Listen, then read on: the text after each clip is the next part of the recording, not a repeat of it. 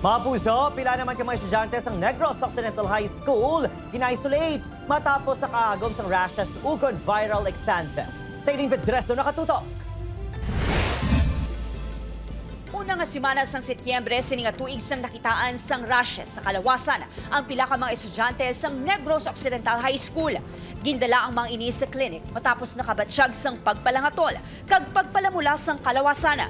Suno kay Dr. Sheila Blancia, medical officer sang Bulutuan, ginatawag nga makaiha o kon viral exanthem ang ini nga kondisyon base sa test nga ginhimo sa mga pasyente. Magluwas sa rashes, pila sa mga sintomas amo ang pagsakit sang tutunlan, hilanat kag sipon.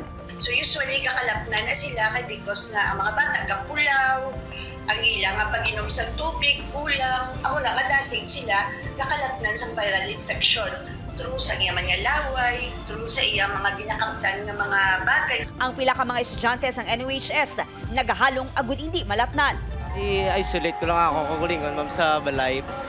Kag i-maintain ko lang ang safety hygiene. Tiner na lang sa balay, syempre para hindi naman madalay ang mga classmate. As of October 18, 2024, 32 na ka-estudyante ang kumpirmado nga may viral exanthem.